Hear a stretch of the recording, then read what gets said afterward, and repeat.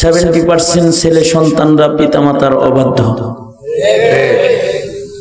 মা বাবারা শিকায়ত করে সন্তানদের ব্যাপারে, সন্তানরা পিতামাতার ব্যাপারে অবাধ্য, এবং পিতামাতার কদরদানি যেন দিন দিন উঠে চলেছে। বৃদ্ধাশ্রম নির্মাণের জমানা আসছে, সরকারি বাজেটে বুড়া বুড়িকে লালন পালনের যুগ চলছে। আর যেই মা বাবা সন্তানের জন্য জিন্দেগি কোরবানি করেছে, তাদের প্রতি গুরুত্বহীন বর্তমান নবপ্রজন্ম। সঙ্গত কারণে গ্রামের 2 জন বালকের হৃদয়েও যদি আমার 2টি কথা তার পিতামাতার হক আদায়ের জন্য কারণ হয়, তা আমি আশাবাদী গভীর রাত্রির এই আলোচনাটা আমার নাজাতের উসিলা হবে। কারণ আমাদের মালিক মহান রব্বুল আলামিন, আমাদের মালিকের কিছু সিদ্ধান্ত, আমাদের মালিকের একটা ফয়সালা হলো আমরা মৃত্যু পর্যন্ত, শেষ নিঃশ্বাস পর্যন্ত মালিকের গোলামি করব, ইবাদত করব। এটা আমাদের মালিকের ফয়সালা। শেষ নিঃশ্বাস পর্যন্ত ইবাদতের বাউন্ডারির বাইরে যাওয়ার অনুমতি নাই। আল্লাহ পাক আল্লাহর ফয়সালা শুনাইতেছেন, وَقَضَى رَبُّكَ أَلَّا تَعْبُدُوا إِلَّا إِيَّاهُ وَبِالْوَالِدَيْنِ إِحْسَانًا। আল্লাহর 2টা ফয়সালা। একটা ফয়সালা হলো শুধুই মাত্র আমরা আল্লাহ পাকের গোলামি করব, আল্লাহ ছাড়া আর কারো গোলামি আমরা করব না। অর্থাৎ আমাদের জীবনে আল্লাহ পাকের একটা নির্দেশ অমান্য করব না। আল্লাহ পাক যেটা নিষেধ করেছেন এমন কোনো কাজ আমরা আমাদের শেষ নিঃশ্বাস পর্যন্ত করব না। আল্লাহ পাকের গোলামির রং দিয়েই নিজেদেরকে সজ্জিত করব, এটা আল্লাহর ফয়সালা। আর আল্লাহ পাকের এটাও একটা ফয়সালা যে আমাদের শেষ নিঃশ্বাস পর্যন্ত আমরা মা বাবার সাথে ভালো আচরণ করব। যাদের মা বাবা জীবিত আছে তারা জীবিত মা বাবার সাথে ভালো ব্যবহার করবে, আর যাদের মা বাপ মরে গেছে তারা মৃত মা বাবাকে গুনাহ করে কবরে কোনো কষ্ট পৌঁছাবে না। ইবাদত করে করে মা বাবার সাথে সুন্দর ব্যবহার করবে শেষ নিঃশ্বাস পর্যন্ত। এটা আল্লাহ পাকের ফয়সালা। জীবনের শেষ নিঃশ্বাস পর্যন্ত যেমন আল্লাহকে স্মরণ রাখতে হয়, তেমন মা বাবাকেও স্মরণ রাখতে হয়। এই কারণে আল্লাহর গোলামির কথা আর মা বাবার খেদমতের কথা একই আয়াতে আল্লাহ বলছেন। তার মানে কোন সন্তান শেষ নিঃশ্বাস পর্যন্ত তার রবকে এক মুহূর্তের জন্য ভুলতে পারবে না। সেম একটা সন্তান তার মা বাবাকেও শেষ নিঃশ্বাস পর্যন্ত ভুলতে পারবে না। যতদিন তার জীবন থাকবে ততদিন মা বাবার প্রতি সুন্দর আচরণ সে করে যাবে। জীবনের শেষ ভাগ পর্যন্ত মা বাবার কবরে ইবাদত করে করে সে তার ইবাদতের হিস্সা মা বাবাকে দিবে। কারণ হলো মা বাবার মাধ্যম ব্যতীত আল্লাহ পাক কোনো মানুষ দুনিয়াতে পাঠান না, এটা আল্লাহ পাকের নিয়ম। অবশ্য ঈসা আলাইহিস সালাতু ওয়াস সালামকে তোর বয়ান করতেছি আমি, তোর বয়ানই শুরু করছি, তোর শোনা দরকার। এটা দোনো হাত তোলেন, ক্যামেরা ঘুরানো লাগবো না, নাড়াচাড়া দেন, জবান খুলে বলেন আল্লাহু আকবার, আরো জোরে করে বলেন আল্লাহু আকবার, হাত নামান। আল্লাহ পাকের এটা একটা নিয়ম, মা বাবার মাধ্যম করে আল্লাহ পাক মানুষ দুনিয়াতে প্রেরণ করেন, পাঠান। আমরা সবাই মা বাবার মাধ্যম হয়ে আসছি। মা বাবা আছে না সবাই? কারোর জীবিত আছে, কারোর মরে গেছে, কিন্তু পিতামাতার পরিচিতি ছাড়া কোনো মানুষ। হ্যাঁ, কখনো কখনো আল্লাহ পাক ঈসা আলাইহিস সালামকে বাপ ছাড়া দুনিয়ায় পাঠাইছেন। আল্লাহ পাক আল্লাহর কুদরত জাহির করছেন। মা হাওয়াকে শুধুই মাত্র বাবার মাধ্যমে, আদম বাবার মাধ্যমে দুনিয়াতে পাঠাইছেন, কুদরত জাহির করেছেন। আবার বাবা মা ব্যতিরিকে আল্লাহ পাক আবুল বাশার বাবা আদমকে বানায়া আল্লাহর কুদরত দেখাইছেন। কিন্তু কিয়ামত পর্যন্ত পৃথিবীর মাটিতে যত মানুষ আগমন করবে, তার মাও থাকবে, তার বাপও থাকবে। মা বাবার মাধ্যম হয়ে মানুষ দুনিয়া আসবে। যাদের মাধ্যম হয়ে পৃথিবীর আলো বাতাস তুমি পাইলে, এক সেকেন্ডের জন্য তাদেরকে কষ্ট দিতে পারবা না। তাদেরকে আল্লাহ পাক এমন একটা শান দান করেছেন, রবের ইবাদত যেমন মৃত্যু পর্যন্ত করতে হয়, তাদের প্রতি সুন্দর আচরণ মত পর্যন্ত করতে হয়। যদিও মা বাবা কাফের হয়, তারপরেও মা বাবার খেদমত করা সন্তানের জন্য ফরজ। যদিও মা বাবা ফাসিক হয়, তারপরেও মা বাবাকে কষ্ট দেওয়া যাবে না।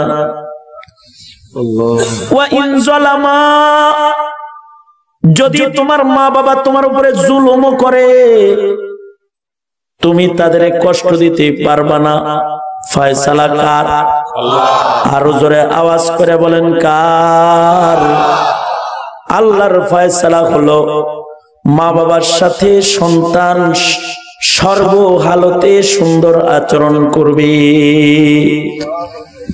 যদি কাফেরও হয় তাও ভালো আচরণ করবে, কারণ কাফের ফাসিক জালেম পিতামাতার দোয়া ও সন্তানের জন্য পৃথিবীর সকল মানুষের চাইতে বেশি পাওয়ারফুল। পীরের দোয়া যতটুকু কবুল হবে, তার চাইতে গুনাহগার মায়ের দোয়া বেশি কবুল হবে। ওলি বুজুর্গের দোয়া তোমার হকে যতটুকু কবুল হবে, তার চাইতে তোমার বাবার দোয়া বেশি কবুল হবে। কারণ মা বাবা হলো তোমার শ্রেষ্ঠ সম্পদ। আল্লাহর ফয়সালা, পুরুষদের ভেতরে আমাদের সবচেয়ে সম্মানিত হলো আমাদের বাবা, আর মহিলাদের ভেতরে সবচেয়ে সম্মানিতা হলো মা। মওত পর্যন্ত এই মা বাবাকে কষ্ট দেওয়া যাবে না, সুন্দর ব্যবহার করবে। কারণ মা এবং আব্বা তোমাকে আমাকে এমন কিছু খেদমত করেছে, এমন কিছু ইহসান পিতামাতার আছে যেই ইহসানের তুলনা আর কারোর সাথে চলে না। মায়ের পেটে বোঝা বইছে, যেদিন প্রসব করেছে কলস কলস রক্ত গেছে, অজ্ঞান হয়ে মাটিতে পড়েছে, তোমার কান্নার আওয়াজে হুঁশ এসেছে। রক্ত পানি করা, বুকের দুধ পান করে তোমাকে পালছে। এমন আদর দুনিয়ার মাটিতে মা ছাড়া কেউ সন্তানকে করে না। মৃত্যুর জন্য প্রস্তুত হয়েছে, সন্তানের জীবন চাইছে, নিজের মৃত্যু কামনা করেও নিজে মরলেও তার সন্তানের যেন কিছু না হয়। জানের চাইতে এই যে মায়া, এটা মার। আল্লাহ পাক নিজে মার পক্ষ থেকে ওকিল হয়ে কোরআনের আয়াতে পৃথিবীবাসীকে বলে, এ পৃথিবীর সন্তানেরা, হামালাতহু উম্মুহু কুরহা ওয়া ওয়াযাআতহু কুরহা ওয়া হামলুহু ওয়া ফিসালুহু 30 শাহরা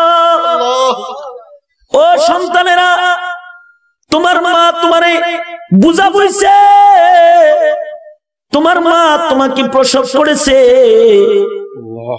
তোমার মা তোমাকে দুগ্ধ পান করায় লালন পালন করেছে, তুমি তোমার মারে বলতে পারবা না, তার সাথে কথা কইবা, সে যদি জালেমও হয় তাও তুমি তার সাথে লা তাকুল্লাহুমা উফফি ওয়া লা তানহারহুমা ওয়া কুল্লাহুমা কাওলান কারীমা।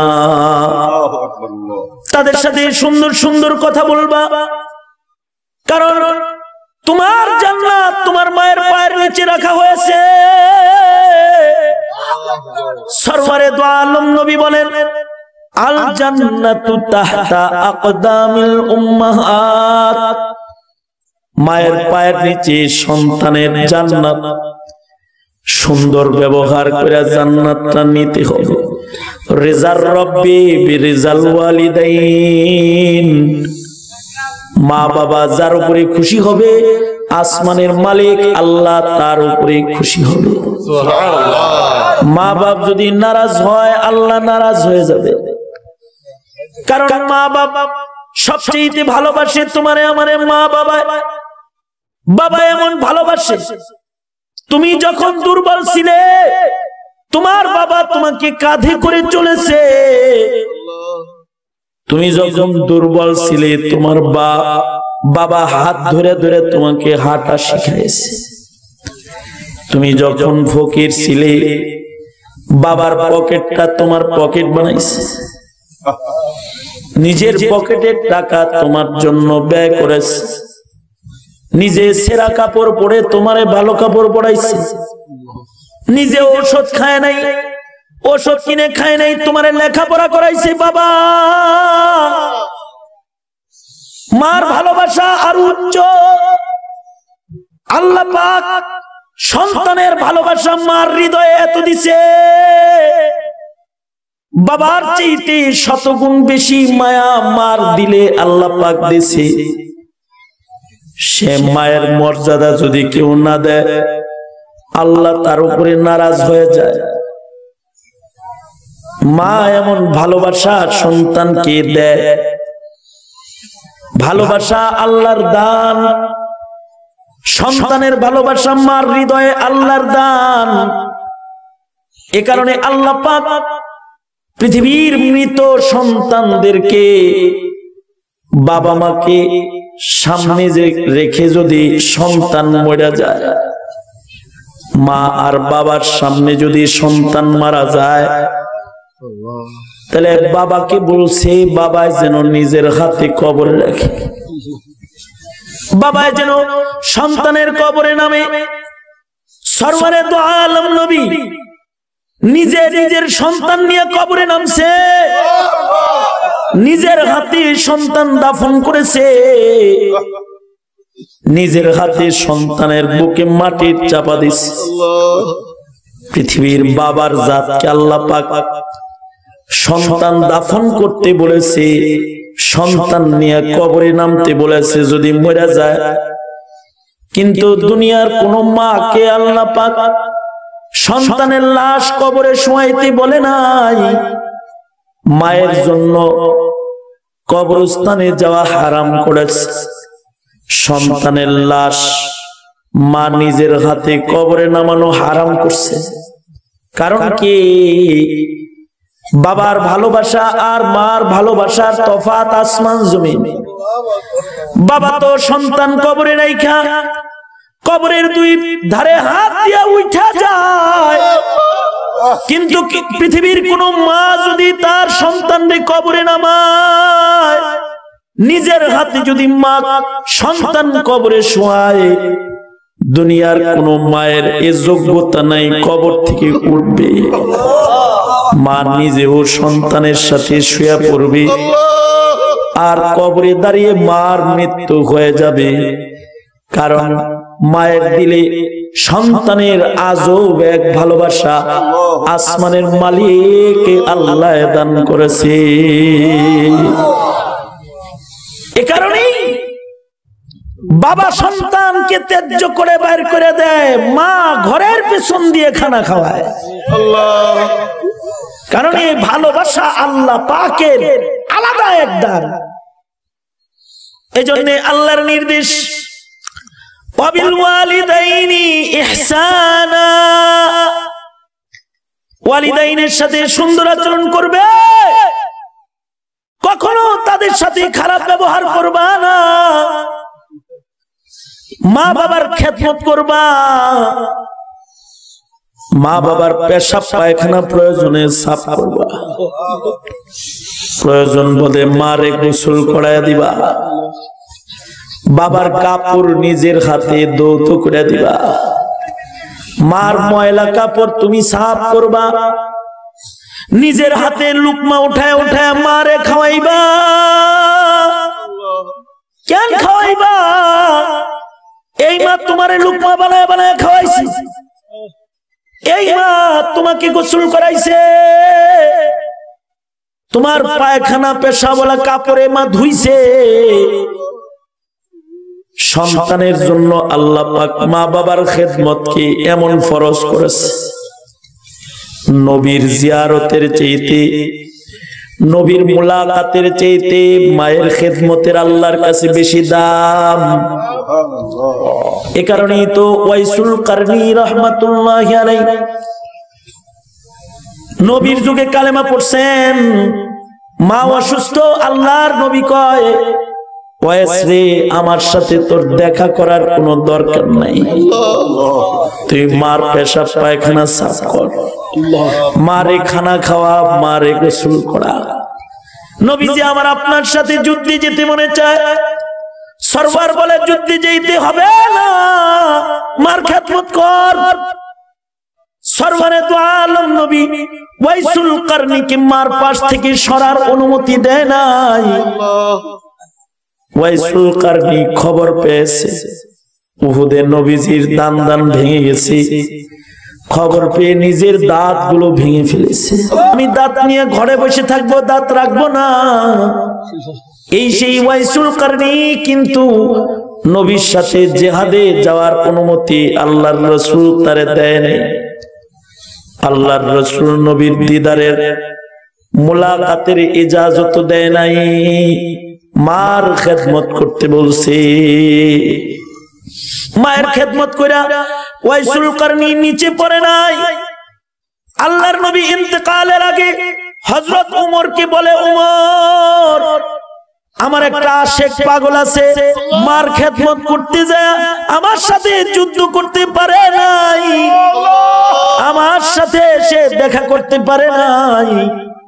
আমি নবী বিদায় কালে তারে ভুলে গেলাম না, আমার গায়ের জুব্বাটা তারে হাদিয়া দিয়ে গেলাম। ওমর, আমার গায়ের এই জুব্বাটা আমার ওয়াইসরে আমার পক্ষ থেকে দিবা, আর সেই মায়ের দাফনের পরে আমার কবরের পারে দাঁড়াইলে আমার সালাম দিবা, তার জন্য তুমি নিজে দোয়া লইবা, আর আমার গুনাহগার উম্মতের জন্য তারে দোয়া করতে কইবা। কারণ হলো মার খেদমত কইরা তার জবান আল্লাহর কাছে এত দামি হইছে, জবানে কিছু বাহির করলে আসমানের মালিক ওইটা ফেরত দিবে না। এটা হলো মায়ের খেদমতের মূল্য। শুধু কি খেদমতেরই দাম না, কেউ যদি মার দিকে বাবার দিকে শুধু সুনজরে তাকায়, আল্লাহ পাক কাবা তওয়াফ ও জিয়ারতের চাইতে হজের সওয়াব আল্লাহ পাক তাকে ঘরে বসে দান করে, তাকায় দেখলে দান করে।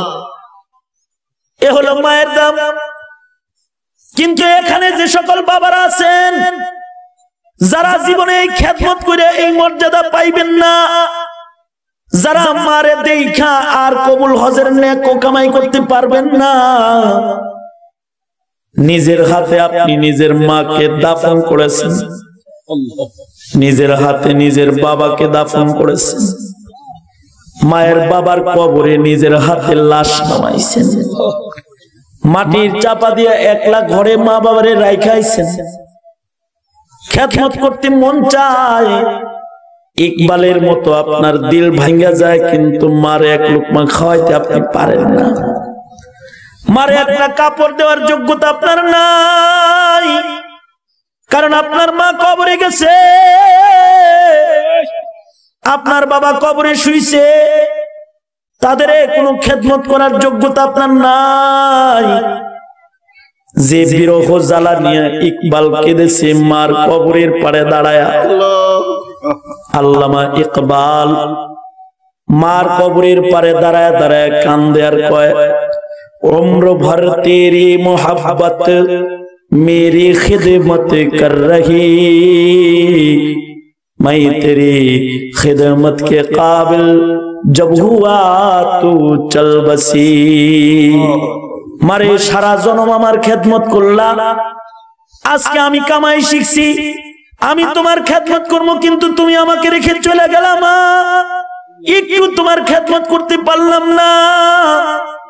এমন সন্তান যারা আছে, যারা মা হারাইছেন, যারা বাপ হারাইছেন, যাদের মা বাবা আছে, তোমরা যারা এই দুঃখী মানুষদের মতো পিতামাতা এখনো হারাও নাই, তোমাদের জান্নাতটা জমিনের উপরেই আছে।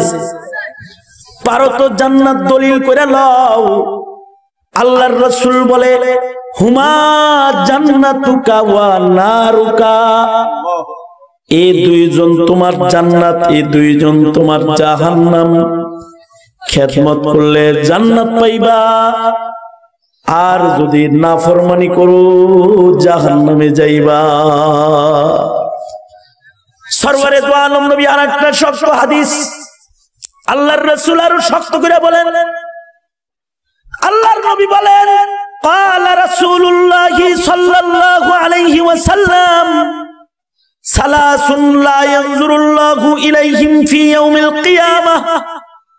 আল্লাহর নবী বলেন, হাসরের ময়দানে তিন প্রকারের মানুষের দিকে আসমানের মালিক আল্লাহ তাকায়াও দেখবে না, তাকাইবেনও না। তিন প্রকারের মানুষের দিকে আল্লাহ তাআলা নজর করবে না। এক নাম্বার আকুল ওয়ালিদাইন, যারা মা বাবার অবাধ্য সন্তান, তাদের দিকে আসমানের মালিক আল্লাহ নজর করে হাসরে তাকাবে না। এ কারণে যাদের পিতামাতা আছে তারা মা বাবার খেদমত করবা, দেখভাল করবা, নাফরমানি করবা না। আর যাদের মা বাবা হারায় গেছে তাদের প্রতি নবীর বিধান, তারা মা বাবার জন্য দোয়া করবা, রব্বির হামহুমা কামা রব্বায়ানি সগীরা। শুক্রবারে মার কবর জিয়ারত করবা।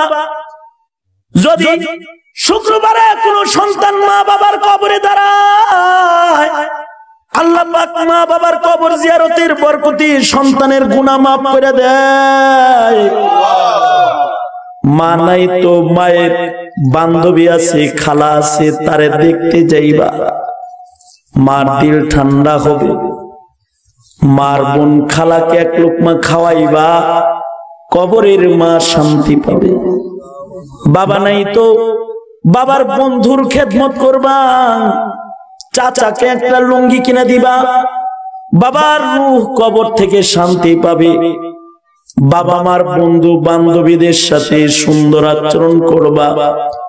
সরওয়ারে দু আলম নবী বলে, যাদের বাবা মা কবরে গেছে তারা বাবা মার নামে ইসালে সওয়াব করবা, সাদকায়ে জারিয়া করবা, নফল উমরা করবা, হজ করবা।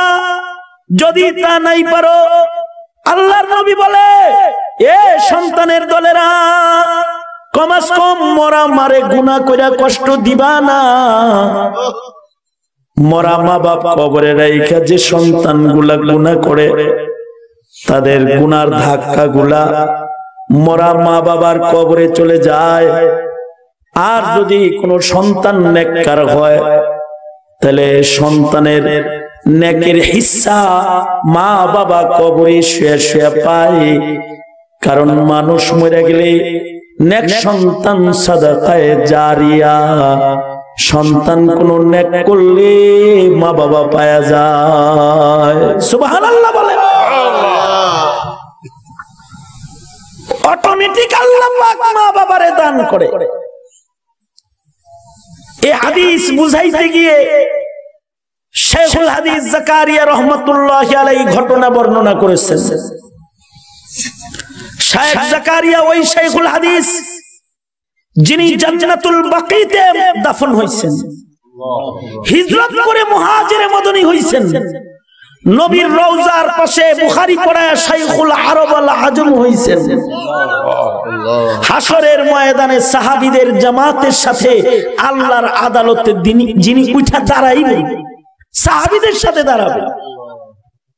শাইখ জাকারিয়া রাহমাতুল্লাহ আলাইহি নেক সন্তানের নেক আমল যে সাদকা, এটা বুঝাইতে যে ঘটনা বর্ণনা করেন। এক আল্লাহর ওলি কবরস্থানের পারে যে দাঁড়াইছে, আল্লাহর ওলি কবরের পারে দাঁড়ায় কবর জিয়ারত করছেন, সালাম করছেন, সূরা ইয়াসিন পড়ছেন, ইখলাস পড়ছেন, দরুদ পড়ে কবরে পাঠাইছেন। আল্লাহ, একটা কথা মনে রাখবা, পৃথিবীতে এমন কোন কবর নাই যে কবরে আনতে যাওয়া যায়, শুধু নবীজির কবরে শাফাত আনতে যাইতে হয়। এছাড়া দুনিয়ার যত কবর আছে, মদিনার রওজা ছাড়া সকল কবরে শায়িত যারা, তারা হলো ভিক্ষুক। তাদের কাছে আনার কিছু নাই, শাহজালালে আনার কিছু নাই, শাহপরানে আনার কিছু নাই, শাহ আলীতে আনার কিছু নাই, কোন মাজারে আনার কিছু নাই, দিতে হয়। সুন্নত হলো কবরের পারে দাঁড়ায় ইসালে সওয়াব করবে। এখন তো কবরে নিজের হাতে টাকা দেয়, কবরে যায় সেজদা দেয়, কবরে যায় ছেলে চায়, মেয়ে চায়, ব্যবসার উন্নতি চায়, ক্ষমতা চায়। এগুলোর মালিক কে? জোরে আওয়াজ করে কোন, আরো জোরে আওয়াজ করে বলেন, এগুলোর মালিক কে? পৃথিবীর কোন কবর আনার জায়গা না, দুনিয়ার সব কবর দেওয়ার জায়গা। আল্লাহর ওলি কবরের পারে দাঁড়ায় ইসালে সওয়াব করছে। আল্লাহর ওলিরা আল্লাহ পাকের বন্ধু। আপনি যেমন আপনার বন্ধুকে কখনো কখনো নিজের গোপন ডায়েরি দেখায় দেন, আল্লাহ পাক আল্লাহর ওলিদের কখনো কখনো গোপন ডায়েরি দেখায় দেয়। কারণ ওলিরা আল্লাহর বন্ধু। আল্লাহর ওলি কবর জিয়ারত করছেন, জিয়ারত শেষ কইরা ঘরে এসে রাতের বেলায় ঘুমাইছেন। আল্লাহ। শাইখ জাকারিয়া রাহমাতুল্লাহ আলাইহি বলেন, রাতের বেলায় আল্লাহর ওলি স্বপ্নে দেখতেছেন। আল্লাহর ওলিদের স্বপ্নগুলা ইলকায়ে রহমানি। তিনি স্বপ্নে দেখতেছেন একজন ফেরেশতা নেকের খাজানা নিয়ে গুরুস্থানের পারে বসছে, ত্রাণ বিতরণের মতো। ত্রাণ বিতরণ করলে যেমন পুটলা পুটলা বিতরণ করে, সবাই লাইন ধরে ত্রাণ নেয়। একজন ফেরেশতা নেকের ত্রাণের বস্তা লয়া কবরস্থানের কিনারে বসে গেছে। গুরুস্থানের সব মাইয়িতরা ফেরেশতার কাছ থেকে নেক নিতেছে। তার মানে আল্লাহর ওলি দিনের বেলায় যে ইবাদত করছেন, রাতের বেলায় আল্লাহ ইবাদতটাকে দেখাইতেছেন। সুবহানাল্লাহ। তুমি যা পড়ছো এগুলো বন্টন হইতেছে, আল্লাহর ওলি স্বপ্নে দেখতেছে ফেরেশতা নেক বন্টন করতেছে, সবাই লাইন ধরে নেক নিতেছে।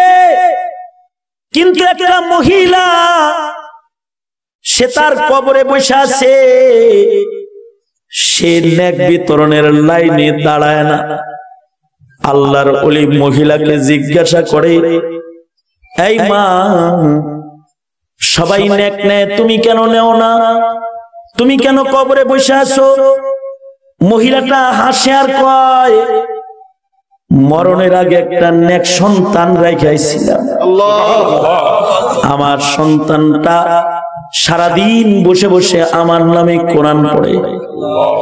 আমার কবরে আমার সন্তানের তিলাওয়াতের হিস্সা অনবরত আসে। আমার কবরে সন্তানের ইবাদতের অংশ এসে আলোকিত হয়ে যায়। তাই এটার প্রতি আমার আকর্ষণ কম, তবে ফেরেশতারা আমার হিস্সা আমায় দিবে, তাই আমি নিশ্চিন্ত মনে বসে আছি। কারণ আমার নেক সন্তানে সব সময় আমার জন্য তিলাওয়াত করে। সে তিলাওয়াতুল কোরআনের আলো আমার কবরে আসে। আল্লাহর ওলি মহিলাকে জিজ্ঞাসা করে, মারে কি তোমার নাম, কি তোমার স্বামীর নাম, কি তোমার ছেলের নাম? মহিলাটা বলে, আমার স্বামীর নাম অমুক, আমার সন্তানের নাম অমুক, আমার পিতার নাম অমুক, আমার গ্রামে অমুক বাজারে অমুক কোন একটা দোকান আছে, যেই দোকানটা আমার সন্তানের দোকান, ওইটা আমার সন্তান যখন কাস্টমার আসে তখন বেচা কেনা করে, বাকি সময় দোকানে বসে বসে আমার নামে সে কোরআন পড়ে। কবরে শেষে ওগুলো আমি পাই। এতটুকুন পর্যন্ত দেখার পরে আল্লাহর ওলির ঘুম ভেঙে যায়। আল্লাহর ওলি ঘুম থেকে জেগে তাহাজ্জুদে দাঁড়ায় যায়, ফজরের নামাজ পড়া, ইশরাক পড়া আল্লাহর ওলি সকাল বেলায় ওই বাজারে চলে যায়, যে বাজার তিনি স্বপ্নে দেখেছেন, যে বাজারের ঠিকানা তিনি স্বপ্নে পেয়েছেন। সত্যই শায়েখ জাকারিয়া বলে, আল্লাহর ওলি বাজারে যায় দেখে বাজারের ওই কোনায় একটা যুবক দোকানদারি করে, মাথায় পাগড়ি, গায়ে লম্বা জামা, সুন্দর সুন্নতি দাড়ি, বসে বসে দোকানে সে কোরআন পড়ে। আল্লাহর ওলি দোকানের সামনে দাঁড়ায় বলে, এরে বাবা তোর নাম কি? জি আমার নাম অমুক। তাহলে তোমার বাবার নাম কি? অমুক। জি তোমার বাবার নাম কি? অমুক। জি তোমার বাড়ি কি ওই গ্রামে? জি তোমার মা কি অমুক কবরস্থানে দাফন হয়েছে? জি উস্তাদ জি আমার মা ওই কবরে দাফন হয়েছে। বুজুর্গ আল্লাহর ওলি সাথে সাথে দুই হাত পেতে বলে, আয় আয় আমার বুকে আয়, আয় আমার বুকে আয়। তুই যে কোরআন তেলাওয়াত করস তোর মা সব কবরে পায়, তোর মা ভালো আছে।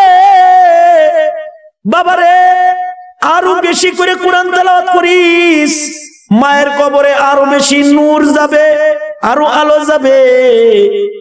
আল্লাহর ওলি যুবকের সাথে দেখা করে চলে গেলেন। শায়েখ জাকারিয়া লেখে, কিছুদিন পরে আল্লাহর ওলি আবার ওই গুরুস্থানের পাট দিয়ে হেঁটে যাইতেছে। হঠাৎ করে আবার তিনি দাঁড়ায় ওখানে কোরআনের তেলাওয়াত করলেন। একবার সূরা ইয়াসিন পড়লেন, তিনবার সূরাতুল ইখলাস পড়লেন, কয়েক মর্তবা দরুদ পড়ে আল্লাহর ওলি চলে গেলেন। সেম ঘটনা পরের দিনও ঘটল। রাতের বেলায় তিনি ঘুমাইলেন, ঘুমের ঘরে স্বপ্নে দেখতেছেন তার নেকগুলা ফিরিস্তায় কবরবাসীরে বন্টন করতেছে, আর কবরের সবাই লাইন ধরে নেকগুলা নিতেছে। কিন্তু আজকের ঘটনা ব্যতিক্রম। গতবার যে মহিলাটা কবরে বসেছিল সে লাইনে দাঁড়ায় নাই, আজকে ওই মহিলা কবরে নাই। ওই মহিলাটা লাইন ধরে ভিড় ঠেলে নেক নিতেছে। নেকি নিয়ে যখন মহিলাটা যায়, আল্লাহর ওলি মহিলাকে বলে, কিরে মা, কিছুদিন আগে নেক বন্টন হলো, তুমি কবরে বসে রইলে, লাইন ধরে নিলে না, আজকে দেখি ভিড় ঠেলে সকলার আগে তুমি এসে দাঁড়াইছো। কিরে মা, ঘটনা বুঝলাম না। এ কথা বলতেই মহিলাটা কান্না শুরু করছে। মহিলাটা কান্দে আর কয়, ওরে আল্লাহর ওলি, আকাশে সূর্য উঠলে যেমন জমিন আলোকিত হয়, কবরের পারে দাঁড়ায়া ইসালে সওয়াব করে সব কবরে পাঠাইলে কবরগুলো আলোকিত হয়। দীর্ঘদিন পর্যন্ত কবরে আমি আলো পাইতাম। আমার একটা নেক সন্তান ছিল, যে সন্তানে কোরআন পড়ে পাঠাইতো, আলো হয়ে হয়ে আমার কবরে আইতো। কয়েকদিন আগে আমার ওই সন্তানটা মরে গেছে, আমার কবরের আলো বন্ধ হয়ে গেছে। তাই আজকে আমিও কাঙ্গাল হয়েছি, এজন্য আমি সিরিয়ালে দাঁড়াইছি। ঘটনা বর্ণনা করে শাইখুল হাদিস জাকারিয়া ওই সন্তানদেরকে নসিহত করে, যারা তাদের মায়ের কবরে রেখেছে, যারা তাদের বাবারে কবরে রেখেছে, ও সন্তানেরা নেক কাজ ছাড়বা না। তোমার মা বাবা কবরে হিস্সা পায়, গুনার কাজ করবা না। তোমার মা বাবা কিন্তু কবরে কষ্ট পায়। আল্লাহ কয় ওয়াবিল ওয়ালিদাইনি ইহসানা। ইবাদত যেমন শেষ নিঃশ্বাস পর্যন্ত করবে, মা বাবার ইহসান শেষ নিঃশ্বাস পর্যন্ত করবে। জীবিত হইলে খেদমত করবে, মৃত হইলে ইসালে সব করবে। তবে কেউ যদি এখানে এমন থাকো যে তার মা রে কষ্ট দিয়েছো, তাহলে তুমি শুনে যাও, পৃথিবীতে ক্ষমা পাওয়ার এর চেয়ে সহজ দরজা আর নাই। মার দরজা, আল্লাহর দরজা থেকে ক্ষমা নেওয়াটা যেমন সহজ, মায়ের দরজা থেকে ক্ষমা নেওয়া এরকম সহজ। আল্লাহ যেমন হাজার অপরাধীকে মাফ করে দেয়, মা তেমন অপরাধী সন্তানকেও ক্ষমা করে দেয়। লেখা হয় এক সন্তান বিয়ে করেছে, বিবির খপ্পরে করে বাপ মা ছেড়ে দিয়ে শ্বশুরালয়ে চলে গেছে। আগের জমানা মরুপ্রান্তর পার হয়ে চলে গেছে শ্বশুরালয়ে, আর পিতামাতার খবর নেয় না। সন্তানটা অবাধ্য হয়ে বিবির সাথে শ্বশুরালয়ে ঘর জামাই হয়েছে। এদিক দিয়ে বুড়া মা বাবা একা পড়ে গেছে। বৃদ্ধা মা আর বৃদ্ধ বাবা 1 বছর নয়, 2 বছর নয়, 7 বছর হয়ে গেছে। সন্তান মা বাবার খবর নেয় না। আল্লাহ পাক নারাজ হয়ে গেছে। মা কষ্ট পাইছে, বাবা কষ্ট পাইছে, আযাব চলে এসেছে। সন্তান শ্বশুরালয়ে অসুস্থ হয়ে পড়েছে। এমন অসুখ হইছে যে তার পুরুষত্ব নষ্ট হয়ে গেছে। চিকিৎসক তার পুরুষাঙ্গ কেটে ফেলেছে। যৌবন বয়সে যৌবনের রোগে আক্রান্ত হয়েছে। বিবি স্বামী ছেড়ে অন্যত্র বিয়ে বসেছে। শ্বশুর বাড়ি থেকে ঘাড়ে ধাক্কা দিয়ে বের করা হয়েছে। যৌবন হারায়া পথের কাঙ্গাল হয়ে গেছে। এবার রাস্তায় পড়ে মনে হয়েছে, হায় রে, বিবি তাড়ায়া দিল, শ্বশুরে তাড়ায়া দিল। এমন অসুখ অবস্থায় আমার মা থাকলে মা আমারে তাড়াইতো না।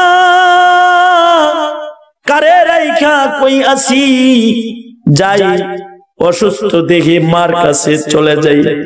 আমার মা আমায় ভালোবাসে, মায়ের পা ধরে মাপ চাবো, হয়তো বা আমার মা আমায় ফেরত দিবে না। কিতাবে লেখে ছেলেটা অসুস্থ শরীরে মা বাবার বাড়ির দিকে রওনা করেছে। পিতামাতার বাড়িতে যায় হাজির হয়ে গেছে। কিন্তু আশ্চর্য ঘটনা হলো, যায় দেখে এখানে আর কোনো বাড়ি ঘর নাই। ওখানে একটা আঙ্গুরের বাগান আছে। একটা রাখাল ছেলে বাগানে কাজ করতেছে। ছেলেটা যায় বলে, এ রাখাল ভাই, এই বাড়িটা কি অমুকের বাড়ি নয়? রাখাল ছেলে কয়, অবশ্যই এটা অমুকের বাড়ি ছিল, কিন্তু 3 বছর আগে বাড়ির মালিক মারা গেছে। মৃত্যুর আগে এমন কঠিন রোগে তিনি আক্রান্ত হয়েছে। তার ভিটা বাড়ি বিক্রি হয়েছে, চিকিৎসা হয়েছে, তারপরে আল্লাহর বান্দা বাঁচেনি, ইন্তেকাল করেছেন, হায়াত ফুরায় গেছে। তবে হ্যাঁ, এই বাড়ির মহিলাটা আজও আছে। তার থাকার কোনো ঘর নাই। পরের বাড়ির ঝুপড়ি কুঠুরিতে সে রাতের বেলায় ইবাদত করে। শুনেছি ওই মহিলার নাকি একটা অবাধ্য সন্তান আছে। 7 বছর আগে নাকি ওই সন্তানটা মা বাবা ফেলে চলে গেছে। সন্তানের কথা ভুলতে পারে না। সন্তানের বিরহে কাঁদতে কাঁদতে কাঁদতে কাঁদতে মহিলাটা অন্ধ হয়ে গেছে। তার চোখের আলো নষ্ট হয়ে গেছে। আন্ধা চোখে দিনের বেলায় ভিক্ষা করে, আর রাতের বেলায় ঝুপড়ি ঘরে পরের জায়গায় ইবাদত করে। হয়তো রাতের বেলায় গেলে মহিলাকে পেয়ে যাবে, এ বাড়ির মহিলাটাকে অমুক জায়গায় তুমি পাবে। তবে শোনো, যে সন্তানটার কথা শুনেছি মা বাপ ফেলে চলে গেছে, আমি রাখালে যদি ওই ছেলেটারে পাইতাম, তাহলে এই ছুরির দ্বারা আঙ্গুরের ডালপালা না কেটে ওর হাত পা কাটতাম আমি। কারণ নিজের মা বাবারে এমন কষ্ট দেয়, এটা কি সন্তান দিতে পারে? নিজের কানে নিজের ভৎসনা শুনা কলিজা ফাইটা যেন তার রক্ত বাইর হইতেছে। আসামির বেশে হাঁটতে হাঁটতে মায়ের দরজায় যায় দাঁড়ায় রয়েছে। মা তার ঘরের ভেতরে নামাজ পড়তেছে। বিন বিন বিন বিন বিন বিন বিন বিন আওয়াজ পাওয়া যায়। আর সে ঘরের কোনায় দাঁড়ায় রয়েছে। হঠাৎ করে সে আওয়াজ শুনতে পায়, তার মা নামাজ শেষে দুইটা হাত আকাশের দিকে তুইলা কান্দে আর কয়, আল্লাহ রে, বুড়া একটা অন্ধ মহিলার একটা আবদার কি তুমি রাখবা না? ও মালিক, বৃদ্ধ বয়সে বিধবা বানাইলা, স্বামী কেড়ে নিলা, ভিটা বাড়ি কেড়ে নিলা, পরের বাড়িতে জায়গা দিলা। আল্লাহ গো, বিরহ বেদনায় কানতে কানতে চোখের আলো লয়া গেলা। আন্দা ভিক্ষুক তুমি আমারে বানাইলা। মালিক রে, তারপরেও আমার কাছে কোনো বেদনা নাই। একটা বেদনা আমার বুকে আছে মাওলা। আমার একটা সন্তান তুমি 7 বছর আগে কেড়ে নিয়েছো, কই চলে গেছে জানি না। তবে মালিক রে, 7 বছর আগের হারায় যাওয়া ছেলেটা তোমার কাছে আমি চাই। কারণ হলো আমার স্বামী মরে গেছে, এলাকার লোকেরা আমার স্বামীর লাশ কবরে নামাইছে। আমি যদি আজ মরে যাই, তাহলে আমার কবরে কি তুমি ভিন্ন পুরুষের মাটি দিবা? আল্লাহ ও মালিক, কমাস কম আমার সন্তানটাকে আমার কোলে ভিড়ায় দাও। আমি ভিক্ষা করে আমার সন্তানকে খাওয়াবো। তথাপি মরণের কালে যেন সন্তানের হাতের মাটি আমার নসিব হয়। কোনো ভিন্ন পুরুষ যেন আমায় ধরে কবরে না নামায়। ও মালিক, আমার সন্তানটা তুমি আমারে ফেরত দাও, ফেরত দাও। কেন দিবা না? ফেরত দাও। সন্তানটা মার দরজায় দাঁড়ায়া বলতেছে, মারে, আল্লাহ ফেরত দিছে মা, আমি এসে পড়েছি মা, দরজা খুলো। মায়ের দরজা খুলেছে, দুইটা হাত পেতে বলে, আয় বাবা, আমার বুকে আয়। চোখে আলো নাই, আমি চোখে দেখি না। 7 বছর আগে তোরে দেখেছি, এখন হয়তো বা তোকে আমি আর দেখতে পাবো না, কিন্তু আমার বুকে আয়, আমার এই দুর্বল ঠোঁট গুলা তোরে চুমা দিবে।